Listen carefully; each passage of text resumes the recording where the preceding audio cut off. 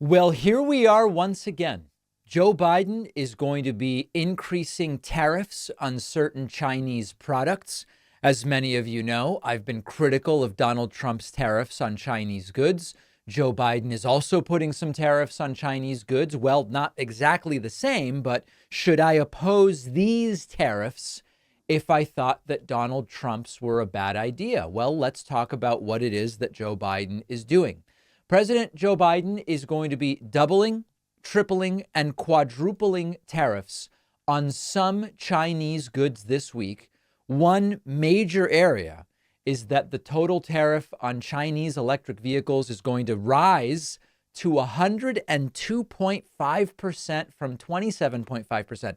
That is a nearly quadrupling of the tariff on Chinese electric vehicles.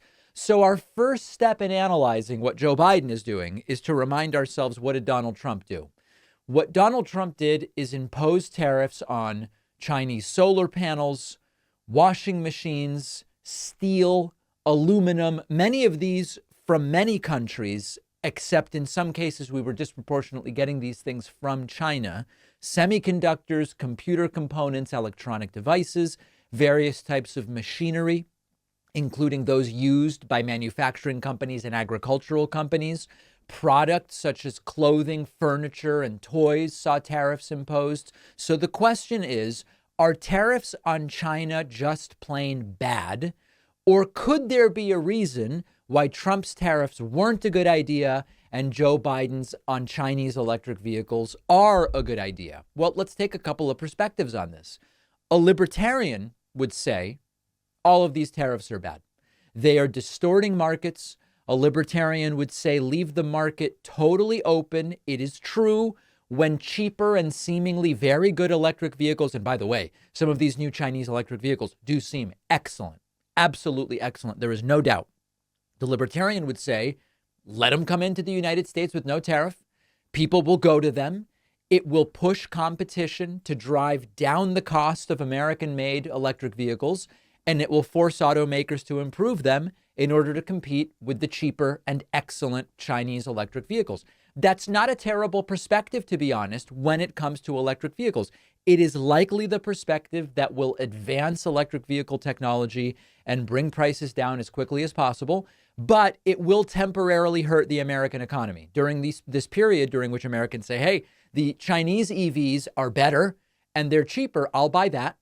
This hurts the companies that make the components for the American electric vehicles. This hurts the workers that make the American electric vehicles. Okay, here's a reason now. So that's the libertarian perspective. Now, how about a reason that we could argue Trump's tariffs on Chinese goods were bad, but these tariffs on Chinese electric vehicles are good? And the way that would work is something like this. Trump's tariffs, including steel and aluminum, and other components that are used by agricultural companies and manufacturing companies, those were source materials or intermediate components that companies in the United States needed and used. So when Trump put a tariff on those things, it created higher prices, it disrupted supply chains, it made construction more expensive, it made farming more expensive, it increased the cost of housing, it generated retaliatory measures. And often there was no immediate American alternative to replace them. So what happened was the American companies kept buying the Chinese steel and paying the tariff, and it made construction more expensive and it got passed on to the consumer. So you could say that's why the Trump tariffs were bad. On the other hand, and again, we're exploring perspectives here. When it comes to tariffs on Chinese electric vehicles, that's a finished product, okay? Agricultural companies aren't depending on a finished electric vehicle in the way that they are depending on elements that were tariffed by Trump. Construction companies in the United States aren't depending on a finished electric vehicle in the way that they were depending on steel and aluminum. And so by putting a tariff on completed Chinese electric vehicles, maybe you are supporting the entire manufacturing chain of domestic electric vehicles. You don't use Chinese electric vehicles as a material to make some other thing so that the downside is limited, so that the downside is significant. You could argue that just tariffing Chinese electric vehicles has a very limited downside and that it actually will be a good thing for American electric vehicle companies. That would be the perspective on we like this. I've given you two different arguments. My instinct on this is that I don't want to use tariffs as a tool unless I have a really extenuating and clear reason with which to apply a tariff. Is there a case to be made that what is actually best long-term for the American economy is to let in the Chinese electric vehicles without putting a tariff on them? Yes, there is such a case to be made.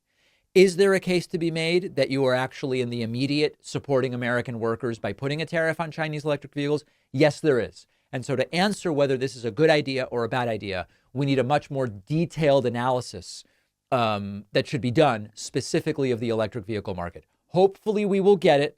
Certainly can make a very compelling argument that these EV taxes on Chinese EVs from Biden are a good idea. And you can make an equally compelling argument based on the data we have, right? We need more data. You can make an equally compelling argument that they are a bad idea.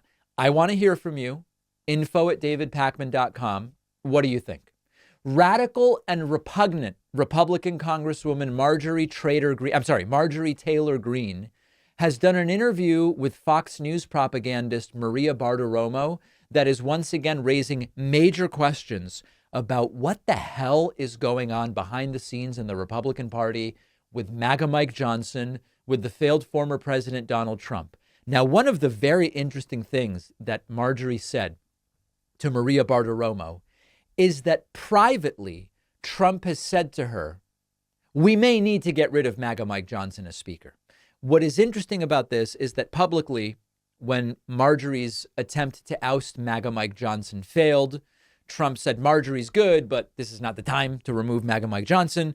Republicans mostly behind MAGA Mike Johnson. If you believe Marjorie Taylor Greene here, she is pointing to Trump privately saying something different, which wouldn't be a big shock. You know, and I just spoke with President Trump yesterday about this. And while he says now is not the time, I'm going to be listening to him. But he also said, and he said it in his statement publicly, that it may happen, that the time may come. So even though if I wanted to do it again this week, the Democrats have already stepped in and saved Johnson. But again, I'll reiterate this, Maria, and the most important thing everyone needs to know is the people want a Republican Party that will fight. So it would, of course, be funny if Trump didn't really say that to her and she's just making it up and Trump called her out. It's now been 24-ish hours since she made the statement. So far, Trump has not come out and said Marjorie Taylor Greene isn't telling the truth. To be perfectly frank, it is probably true that behind closed doors, Trump is saying we may have to get rid of MAGA Mike Johnson. And it's not out of any inherent loyalty or hostility to MAGA Mike Johnson. It's what is good for Trump. That is the one and only test that is applied by Trump. Do I want MAGA Mike Johnson to be speaker, or do I want to remove MAGA Mike Johnson from speaker? The answer is what is good for me? That's the question Trump asks. And so it's completely plausible that Marjorie Taylor Greene, despite lying all the time, is telling the truth. And that Trump is simply waiting for the point at which he decides it would be better for me to remove MAGA Mike Johnson. Marjorie Taylor Greene continuing during this very same interview, saying that it is Democrats that saved MAGA Mike Johnson, not Republicans. Republicans want him out. Of course, it's not true that most Republicans want him out.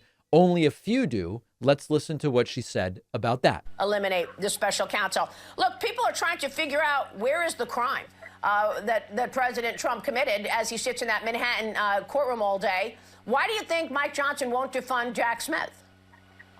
Well, Mike Johnson's owned by the Democrats, and that proved me to be right again. When I called the motion to vacate, it wasn't Republicans that saved Mike Johnson. It was Democrats that saved Mike Johnson. And when you have Nancy Pelosi, who was Speaker of the House when they impeached President Trump twice, and you have Jerry Nadler, who was chairman of the Judiciary Committee that led the impeachment against President Trump, voting to save Mike Johnson, that tells the American people everything that they need to know.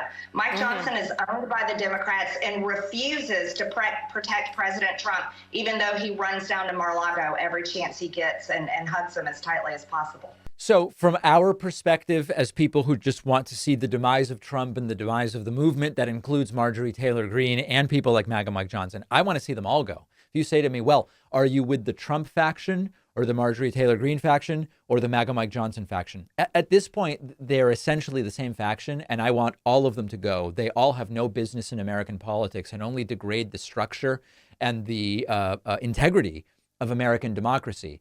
Is it technically true in some limited sense that Democrats saved Mike Johnson? Well, sure. I mean, Republicans have a majority. They need everybody in order to get rid of Mike Johnson. And some Democrats voted not to do it, but many Republicans voted not to do it as well. Lastly, for Marjorie Taylor Greene, she is now starting to worry for herself and what might all of this strife mean for her own reelection, saying that there are voters who aren't going to even vote for elected officials down ballot. They're going to go and vote president, and they will leave Representative blank. She is scared of that. But if we're going to be a Republican conference that can actually deliver President Trump's agenda, then we need to get in shape and be prepared to do that. And while the election is only 6 months away, we aren't ready. And our voters know it, Maria. Our voters know it. They're saying they're going to skip representatives' names on the ballot. They're going to vote for President Trump, but they're going to skip our names. And that's the most dangerous position to be in. Okay, so as...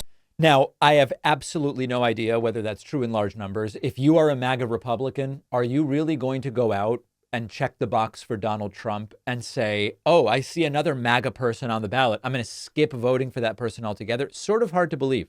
But the point here is one that Republicans should still be worried about. You look at the number of Republicans who came out in Pennsylvania, for example, and said, even though Nikki Haley's been out of this thing for months, I'm still going to vote for her in the primary just to show how much I'm displeased with what's going on for Donald Trump.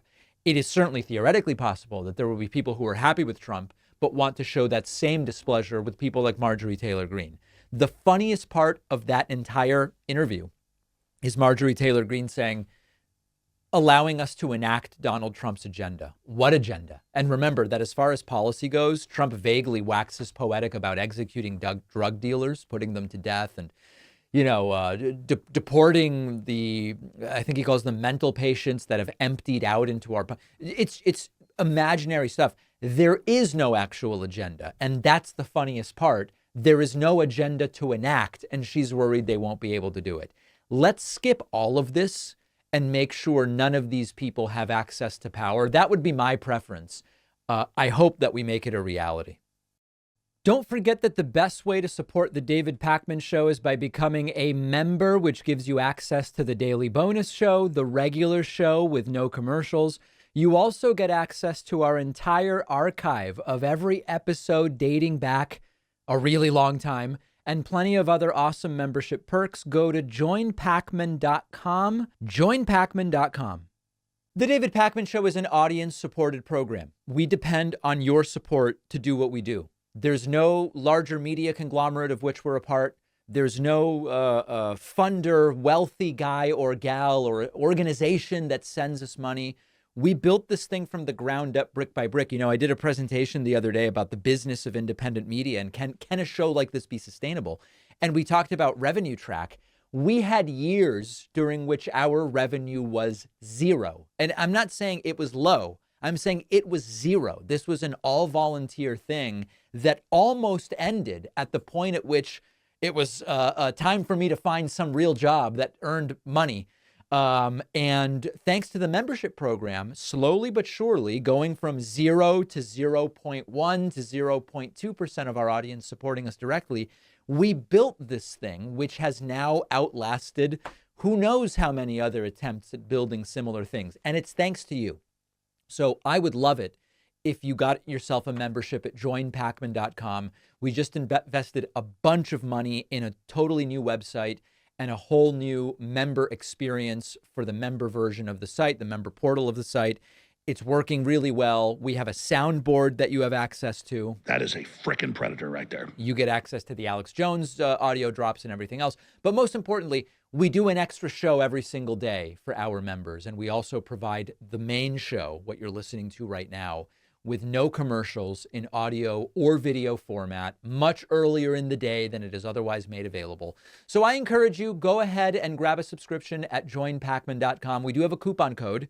That code is SaveDemocracy24. You can use it if you want. The normal membership rates are quite reasonable. If they strike you as unreasonable, take the discount using the coupon code SaveDemocracy24. The topic of whether Donald Trump is personally anti-Semitic continues to come up. And often cited as defenses of Trump are that Trump's grandkids are Jewish, Trump's daughter Ivanka converted to Judaism, Trump does business with Jewish folks and seems to have no problem, and he moved the embassy to Jerusalem or whatever. And we're going to look at a clip here of J.D. Vance saying Trump is obviously not anti-Semitic, to which CNN host Dana Bash says, well, he did have dinner with that Nick Fuentes guy who is an avowed anti-Semite. And then let's see what J.D. Vance had to say, and then we're going to talk about it in more detail. Yeah, because he did say that any Jewish person who voted for Joe Biden should be ashamed of themselves. I want to move on. But he's made similar comments about a lot of different groups of people, Dana. I don't think anybody could look at the presidency and the conduct of Donald Trump and say, this is a person who's somehow anti-Semitic. And I think whether you're Jewish or not, you should be looking at the record of Joe Biden. He had dinner with Nick Fuentes, who is an avowed anti-Semite. Dana, you should look at the record of Joe Biden. Yeah, I don't know what Joe Biden's record has to do with Trump dining with white supremacists, but there is a little bit of a deeper conversation to be had here. And I do think we on the left need to be more nuanced, because when we just put out there, Trump's an anti-Semite, I actually think we're not being really precise enough, and we open ourselves up to criticism. Trump may not be personally anti-Semitic. He may be. I don't know, but he actually might not be. But he can still be governing in a way that coalesces and invigorates anti-Semites and legitimizes anti-Semites as part of a political coalition when they should actually be completely ostracized and limited from participation. And in fact, you know, we've talked before, I don't think Trump is homophobic in the super tangible and specific way that many people are homophobic. Trump probably harbors some sort of stereotypical beliefs about the LGBT community. But I actually doubt Trump is what we would describe as overtly homophobic. I doubt that Trump is what we would describe as overtly anti-Semitic. He probably harbors some general anti-Semitic tropes as beliefs, Jews as clever business people to work with, you know, kind of like we've talked about Saudis from the Saudi royal family that are increasingly working with Jewish folks, and they say, we're not anti-Semitic. They probably harbor a variety of beliefs that are based in anti-Semitic tropes, but they may not be overtly and personally anti-Semitic. And that very well may be the case with Donald Trump. It's actually deeper and it's more complicated than that. Trump's rhetoric often emphasizes a nationalism and a populism and this sense of grievance against the perceived elites, even though Trump is the elite. Don't get that wrong. He's the elite guy who grew up with a silver spoon in his mouth in Queens and Manhattan. But he will use this language, and oftentimes that is filled in by, oh, he's sort of referring to Jews. I at least can fill in the blanks for who he's talking about with the idea of the conniving conspiratorial Jewish trope, even if Trump isn't saying that. Trump uses dog whistles all the time, the coded language that might not be overtly anything, but it has a very specific meaning to the groups that he's targeting, the subgroups he's targeting. And Trump all the time uses these phrases and tropes that if you don't know what you're listening for, it could be interpreted a number of different ways. But for those who do know what to listen for, who are already inclined to these beliefs, these references to the deep state, the global financial conspiracies to control, that all echoes anti-Semitic stereotypes about Jewish conspiracy to control.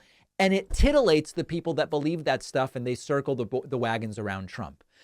Domestic policies have sometimes empowered groups that are explicitly or implicitly anti-Semitic. When Trump has been hesitant to condemn white supremacist groups until he's asked 100 times and then finally kind of goes, yeah, you know, I don't really know anything about it, but I condemn it, I guess. And we saw this with David Duke. We saw this after Charlottesville in 2017. We've seen a bunch of examples of this. So the conversation about this, is Trump personally anti-Semitic? No, he's not. Look, he did this. Well, yes, he is. He dined with that person. Fine. If that sort of serves as an opening to the conversation we're trying to have. That's fine.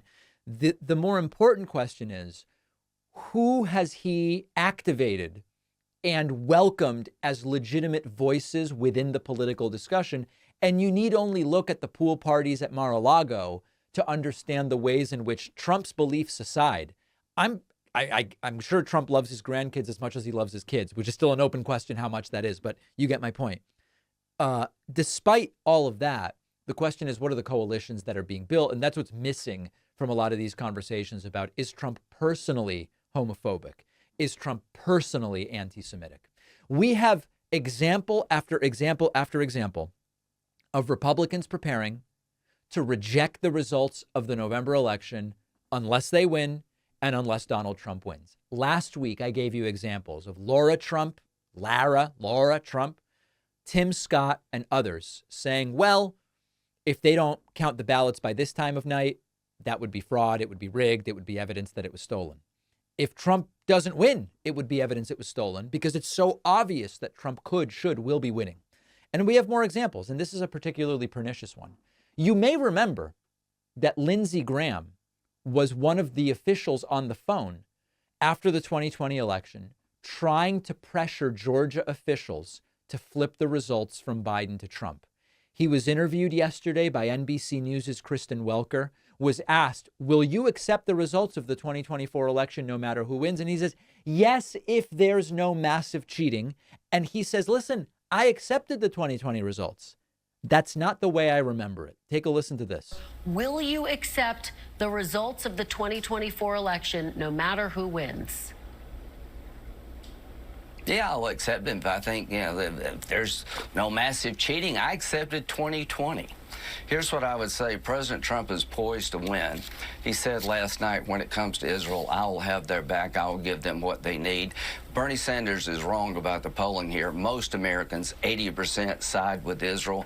The 20%, unfortunately, are in Congress and the State Department that side with Hamas. That's the problem with this war. All right, Senator Sanders, we are out of time. All right, so the question was, will you accept the results no matter who wins? And he says, yes, if there's no cheating. And remember, I accepted the 2020 results. Well, two interesting follow-ups. Number one, I guess you've now accepted the 2020 results, but you tried to pressure Georgia election officials in 2020 to flip the results. So you must not have accepted the results at that point. Otherwise, why would you be on the phone? And the follow-up, the second follow-up that I think should be just mandated, not literally mandated, but it should be an obvious follow-up when people say, well, I'll accept it if there's no massive cheating. Is there any presidential election in which so-called massive cheating has affected the results? Is there even that in a single state? Because they love to say, I'm fair. Of course I will accept the results, assuming there's no massive cheating. And it might sound reasonable. Well, right, yeah. I mean, why would you accept the results if there were massive cheating? The counterpoint is there is no evidence that there has ever been cheating massive such that it would have made a difference in even a single state.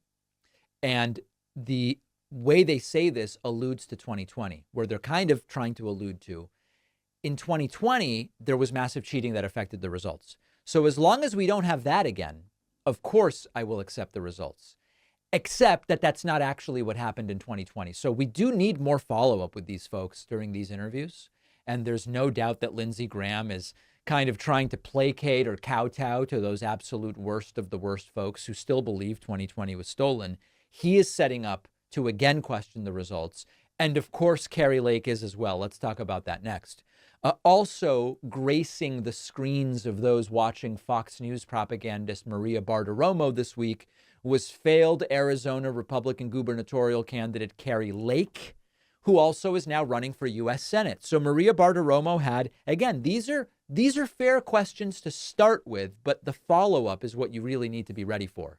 Maria Bartiromo asks, how confident are you that the election in November will be fair? Now, that could mean with regard to Trump or to her own election, because remember, in Arizona, voters will have the opportunity to vote Biden versus Trump, but they will also have the opportunity to vote Lake versus Gallego in Arizona. And I'll play Kari Lake's answer, and I don't think it will come as a big surprise to you. How confident are you then that we will have a fair election in November? If it were today, I wouldn't be all that confident, but I know we have a lot of people, including myself, fighting to improve the laws and make sure they're following the laws. We've got many lawsuits running, one of them in Arizona, fighting to make sure illegals aren't voting. We have the SAVE Act that I know Mike Johnson. Remember that there's no evidence so-called illegals are voting. They can't even register to vote, and we've talked about how this does not exist. And President Trump have been pushing. And as American citizens, we need to contact our members of Congress and politely tell them that they must sign on to that and approve that to save and protect our election. Our vote is sacred. It is the way we decide the trajectory of our country, and it must be decided by American citizens. So we're working really hard. A lot of people around the country are working. I have faith that we will break through. One of these cases will break through the dam, and we will have... one of my many bogus lawsuits might make it past the first pretrial hearing once we've come up with a shred of evidence. So translation, the polls aren't looking great for Kari Lake. It probably will end up being close. She very well may lose. And she's setting herself up to say, hey, it was stolen again. They've stolen a presidential race from Trump. They stole the gubernatorial race from me. And now they stole the Senate race also from me. And many Republicans are setting up this very thing. Now, on this is their new shiny object. MAGA Mike Johnson says, we're going to bring forward a bill to ban illegals from voting. Oh, that must be a real problem. Undocumented immigrants are allowed to vote now? No. Oh, is it against the law for an undocumented immigrant to try to vote now? Yes, it is. Oh, and do we have evidence that undocumented immigrants are showing up, giving the name of a citizen who hasn't yet voted and casting a ballot? No, we don't have any of that evidence.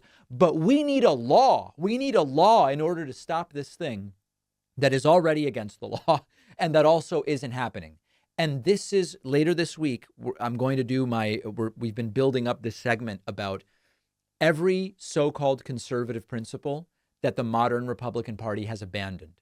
One of those principles is you want the smallest government only involved in what's necessary. In order for government to do anything, like pass a law, create a bill, whatever, you need to have overwhelming evidence that this is what they must do. Listen, there's no other way to have a military that makes sense. We're not going to have private militaries. The federal government must create and run a military. Okay, government involvement, right? We need that. Nobody else can do that. Passing a bill to ban undocumented immigrants from voting, which is already illegal and also isn't happening, doesn't strike me as this incredibly urgent moral imperative that they use as their standard for when government should get involved. So we'll deal with that later this week in our abandoned principles segment. But needless to say, we know what Kari Lake is setting herself up to do. We know what Lindsey Graham is setting himself up to do. They're going to do it. They're going to claim fraud if they lose. We just have to be prepared to rebut it if they present no evidence and to prevent them from taking another good shot at stealing an election that they lose. That's what we need to do, and to vote. If you value what we do at The David Pakman Show, remember to support us on Patreon. Go to patreon.com/David Pakman Show, where you can get access to behind-the-scenes videos, the Daily Bonus Show, the commercial-free Daily Show. You can support the show for as little as $2 a month. Check it out at patreon.com/David Pakman Show. An absolutely rabid crowd of Trump supporters was cheering Trump's brain-crumbling statements in Wildwood, New Jersey over the weekend. But then half the crowd just left while Trump was still speaking, apparently sick of the stuff that was just dribbling out of his mouth. Embarrassingly, we're going to look at a bunch of it, and it is getting really, really, really bad. Now, I do want to make some sort of a disclaimer here. When we look at a couple clips, you really have to hear the full rally speech to understand the scope of what we're dealing with, the danger of it, the authoritarian terror that this guy wants to inflict upon the country. But who wants to subject themselves to these Castro-like endless speeches that Donald Trump does, repeating the same stories over and over again? But let's do our best to give you a sense of the flavor, the glitches, the malfunctions, and the dangerous authoritarian ideas. Donald Trump starting with an incredible declaration about vaccine mandates. I will not give one penny to any school that has a vaccine mandate or a mask mandate. The rabid anti-vax crowd cheering, bloodthirsty. They're out for bloods. We're going to give you measles. We're going to give you hep. Just about every public school has vaccine mandates. In all states in the United States, children in public schools require a series of vaccinations if you want to attend public elementary school. This includes, in most states, measles, mumps, rubella, polio, chickenpox. The specifics do vary by state.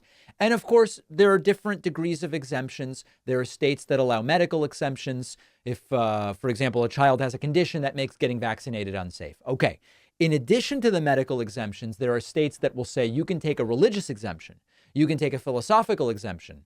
Those are being limited because of the overriding importance of public health policies, especially when they lead to measles outbreaks that we have seen. But just about every public school has such mandates. So I guess there goes funding for public schools under Trump, because if there are any vaccine mandates, which every state has, Trump won't give you a penny.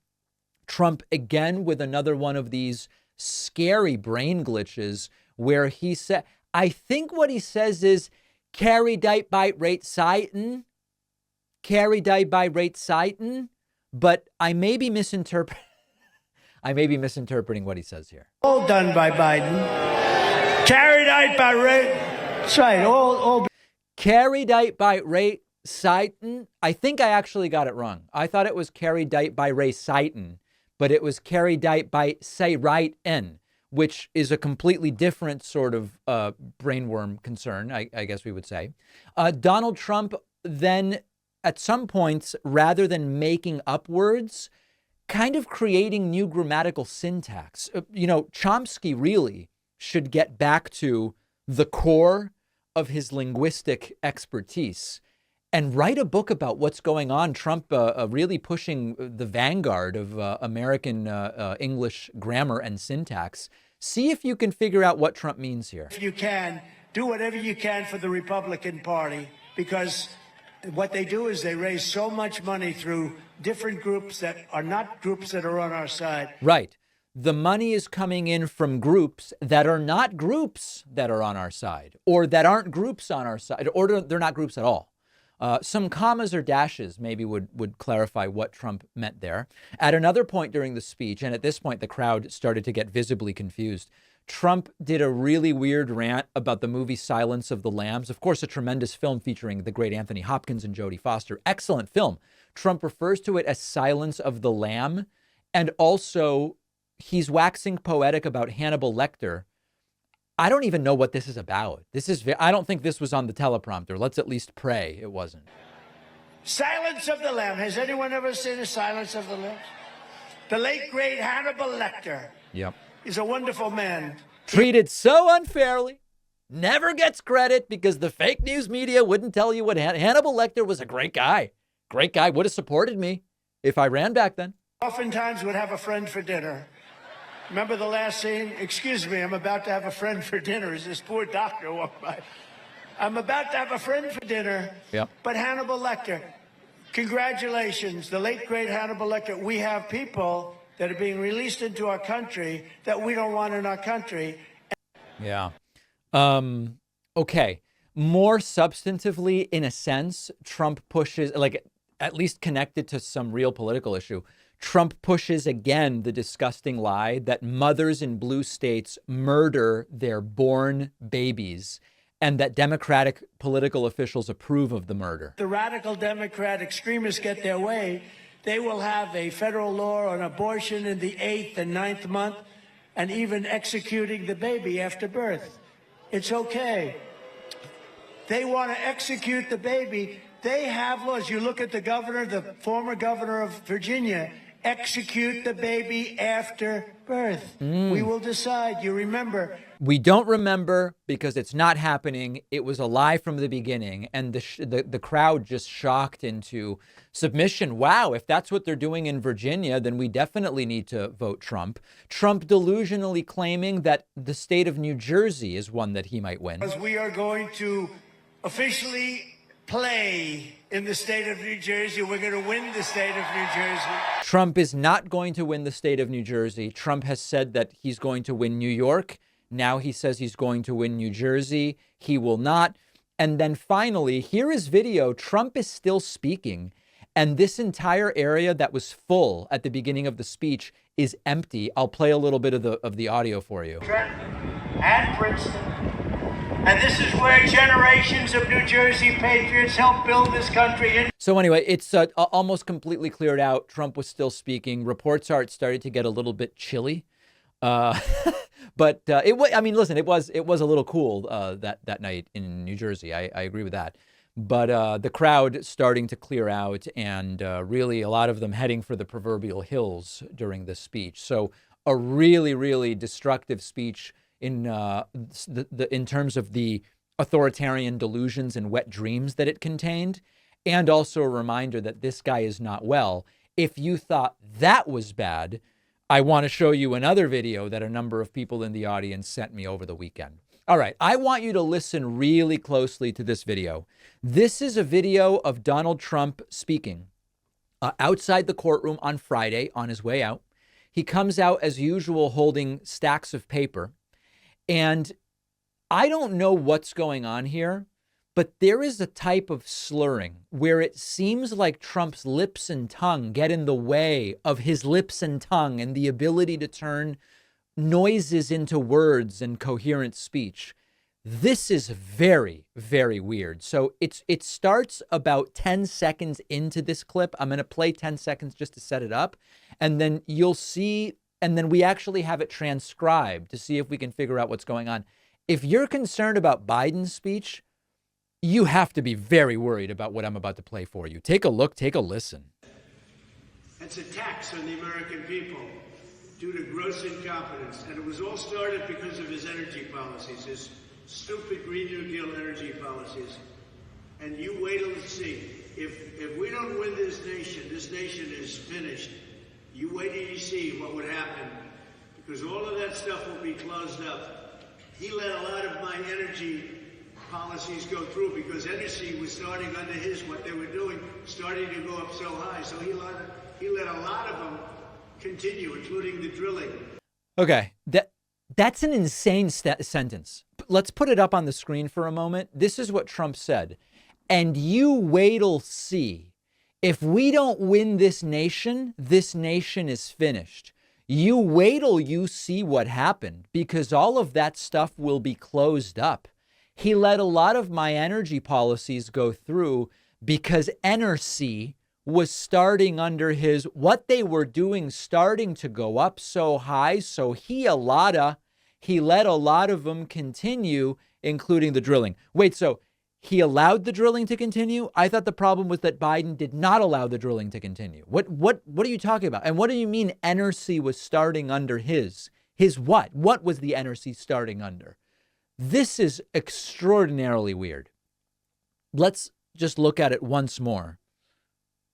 I don't know what's going on with this guy. The American people due to gross incompetence. And it was all started because of his energy policies, his stupid Green New Deal energy policies. And you wait till you see. If we don't win this nation is finished. You wait till you see what would happen, because all of that stuff will be closed up. He let a lot of my energy policies go through because energy was starting under what they were doing, starting to go up so high. So he let a lot of them continue, including the drilling. I don't know what he's talking about.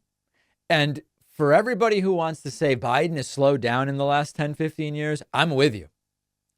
But I don't even know what Trump's talking about. And his tongue seems to have become his greatest enemy all of a sudden in trying to figure out what it is that he's talking about.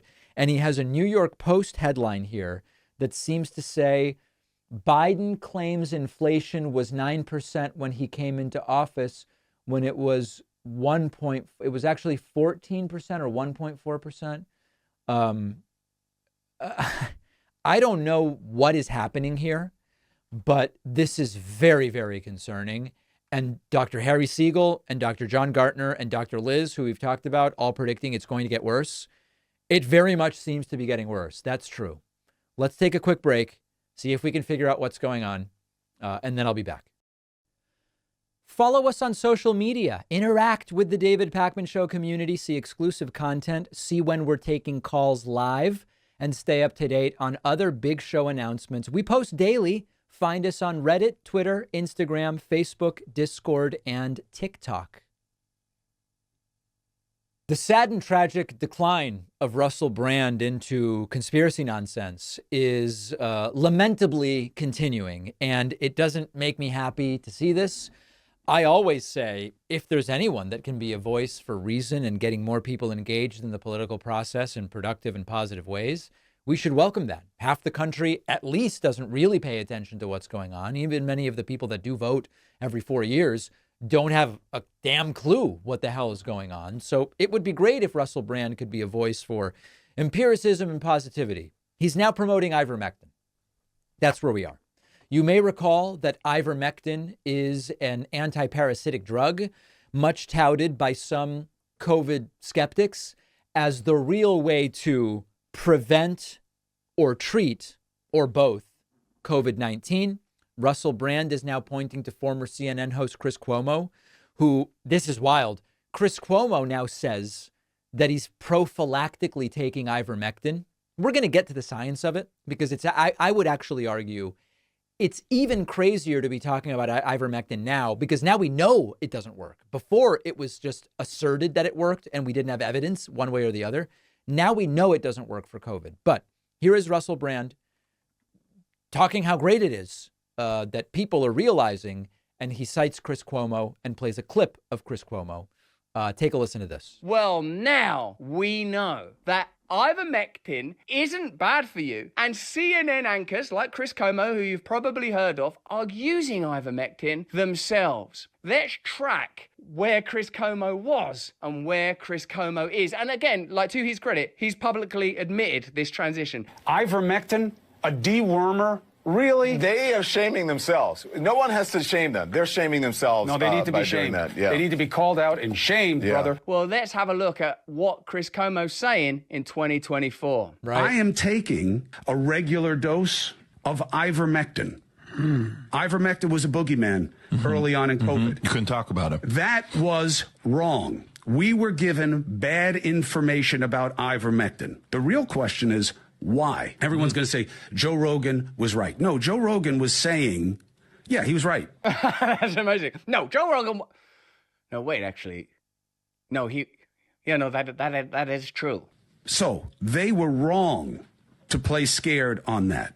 Didn't know that at the time. Know it now. Admit it now. Reporting on it now. We knew it at the time. We were reporting on it then. We said it then. And we were censored then. Stay free. See if. There you go. So it's it's a victory tour after losing. This would be like if the losers then go around and say, we're going to do a victory parade. Wait, but hold on, you lost. First of all, I guess part of what's going on is Cuomo is taking, if I understand correctly, and it's so hard to ever get straight answers out of these folks. I guess Chris Cuomo is taking ivermectin because he's suffering from long COVID. There's no evidence ivermectin does anything for long COVID.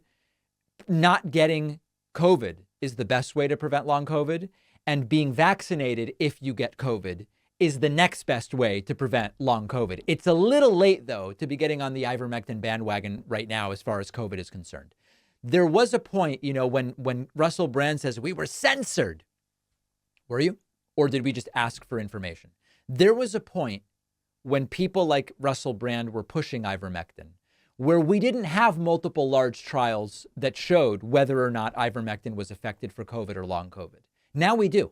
We have multiple large trials that show ivermectin is not effective for COVID, and it's not effective for long COVID, and it's not effective prophylactically to prevent COVID.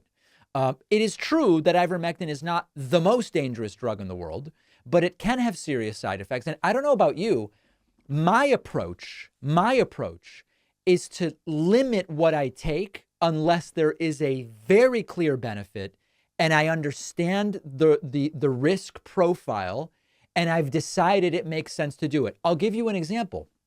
Right now, I and many of my friends, based on our age, we are in the what's going on with cholesterol, What about a statin? What tests should be done? And by the way, this is a minefield. You jump on social media, there's the anti-statin world, there's the carnivore diet people, the saturated fat doesn't matter people. You can find out everything you want. And so I'm being very deliberate and I'm saying, okay, what do we actually have here in terms of data about what someone with my level of cholesterol should or could do, and what are the outcomes, and what are the side effects? And we look at these things in an empirical and sequential way.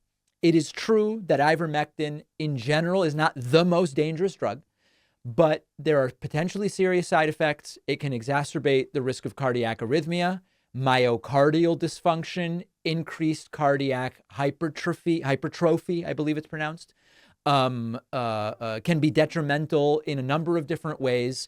And so when you look at the risks, they exist, and the rewards, nothing.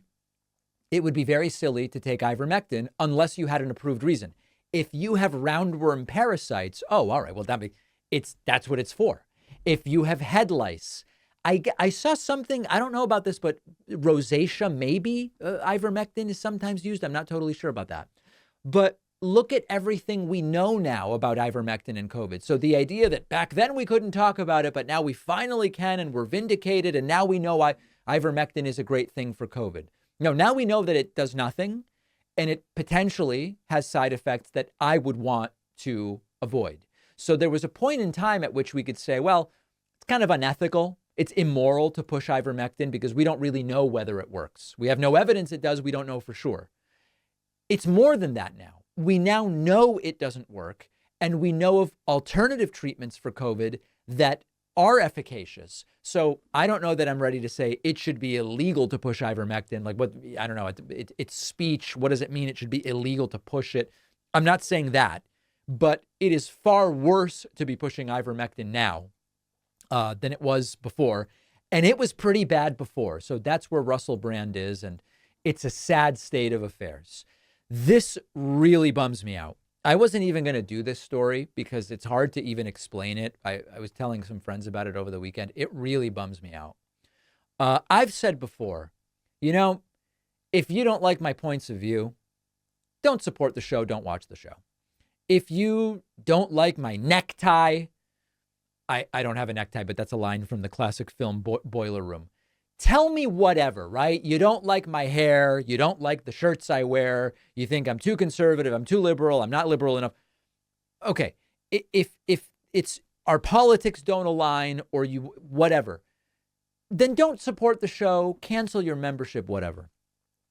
But I got an email over the weekend from a guy who canceled his membership because he's assuming that the Robert F. Kennedy Jr. brainworm story we covered, that I just made it up, that it's obviously not possible that RFK Jr. had a brainworm that ate a piece of his brain and then died in his brain, which RFK has admitted. It's been widely reported. There's no question as to the truth of the story. This guy is furious and he canceled his membership support. And I'm doing nothing other than covering stories that are real. Robert wrote to me. Here's his email at the end of last week. Good evening, Mr. Pacman. It's headlines like a worm ate RFK Jr.'s brain that has me unsubscribing and ending my financial support for your show. Apparently, Mr. Pacman has been co-opted by the DNC and legacy media into believing all the conspiracy allegations against Mr. Kennedy, someone whom I have been following and supporting since 2000 when he was lead counsel for the NRDC. I have lost all respect for you, sir. You're nothing but a shill for the Democratic Party. Robert. Now, of course, the story is true. It's been confirmed by RFK. He tweeted about it. He jokingly said, I'll eat more brainworms if it'll get Trump and Biden to debate me. Everyone has admitted it. RFK has admitted it. It's not a conspiracy. And I wrote back, desperation at 10 p.m., right? I mean, this so triggered me. I wrote back at 10 p.m.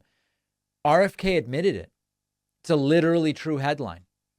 And Robert wrote back, give me an effing break. And I double checked. And indeed, Robert did cancel his paid membership to the show because he believes that a real story that I reported is a fake story. Listen, I mean, what can I say? I've said before, there are so many valid reasons not to support the show or to cancel your membership or whatever. But this one is, we're doing the best we can to report real stories. That was a perfectly sourced story confirmed by the person it's about.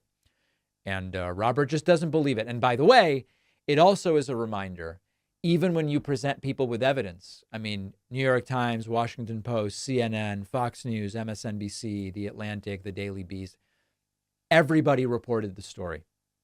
Everybody reported the story. It is a real story. And this individual says, I don't like it, so it's not real, and I'm pulling my financial support. Let's hope these folks are few and far between, although I know from doing this for a while that they are not. If you'd like to replace Robert's membership, okay, consider signing up at joinpacman.com. I would love to have you. We have a voicemail number. That number is 219-2-DAVID-P. Every once in a while we get a clever voicemail from someone who thinks they've really got me. They've really got me.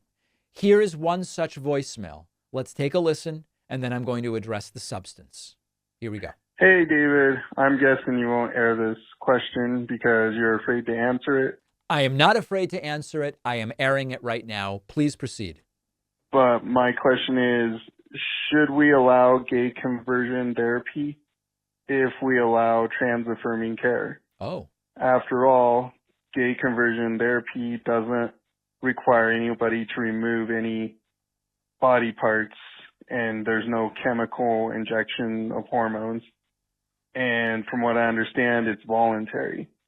So I think it's hypocritical for liberals to say that they want trans-affirming care, but not gay conversion therapy. They say gay conversion therapy is dangerous.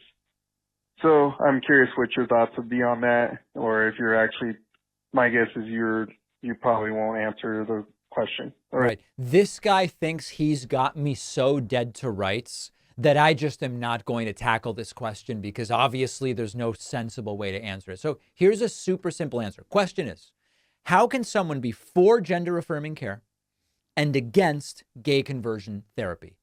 The gender affirming care sometimes involves medication. It sometimes involves surgery, whereas the gay conversion therapy, or reparative therapy, as they sometimes call it, insane name, doesn't involve any of that. So what's the difference? Well, let's start with the obvious difference. Gender and sexual orientation are two different things. So at the top, we're talking about two totally different things, and we have to treat them individually. Gender affirming care is supported by major medical organizations, including the American Medical Association, the American Psychiatric Association, the World Health Organization. Gender affirming care is recognized as effective and necessary medical response to gender dysphoria. Gay conversion therapy, also known as conversion therapy or reparative therapy, lacks any scientific validation, is broadly condemned by the very same medical and psychological institutions that say gender affirming care seems evidence-based, and studies regularly show attempting to change someone's sexual orientation is not only ineffective, but it can be extremely harmful. Gender affirming care is provided with the consent of the patient, guardians or parents in the case of a minor. The idea is let's reduce psychological distress, let's improve quality of life. Conversion therapy often is targeting vulnerable LGBTQ youth. It sometimes is pressured or forced by guardians or cultural expectations or religious bodies. It inflicts harm. It doesn't alleviate harm. The goal of gender affirming care is let's support and affirm an individual's self-identified gender identity. Let's be positive. It's a self-affirming action.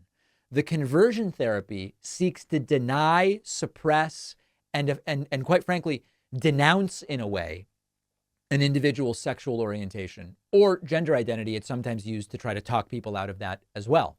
Now, could it be that someone is confused about being trans? Sure. Is it rare? It seems to be pretty rare, but it does happen, sure. That doesn't really prove anything, and it doesn't really bridge the laughable gap between the validity of gender affirming care and the absurdity of gay conversion therapy. So there's no gotcha here. There's no reason I'd be scared to talk about this on the show. Now, I am very open to the idea that there is an element here of individuals who are struggling with something in their lives, and their belief about what the solution is gets drawn to something that is in the media. I don't want to make any offensive comparisons, but what I will tell you is I've known people who, in times of difficulty, started to believe that their diet was the problem, and they started fixating on extreme diets. They went full carnivore, then they went fruits and nuts only, then they went raw only. The diet was never the problem. These were unresolved issues that they had that were more suitable for therapy than for anything else. Is it possible that some folks who come to believe that the issue is that they are trans is the solution, and it really is not? It does sometimes happen. And this is part of why the standard of care when it comes to gender affirming care goes through psychotherapy. And that's one of the great things about it. So the comparisons, the analogies, they don't make any sense. It's not a gotcha. It's quite frankly a question that's been answered many times before. All right, we've got a great bonus show for you today. Duke University graduates, some of them walked out ahead of Jerry Seinfeld's commencement address. Why? You can probably guess. There is a new study about the benefits of writing by hand as better for thinking and learning than typing. Why? What is the deal with it? We will discuss on the bonus show. And mass shootings are also down 29% from last year over year. What's the cause? What's going on with that? We will discuss all of those stories and more on today's bonus show. Oh, the bonus show where you want to make money. Yeah. Everybody else that makes money to fund themselves is bad. Sure. All of those stories and more on the bonus show. Get instant access by signing up at joinpacman.com. I'll see you then. We'll be back tomorrow as well.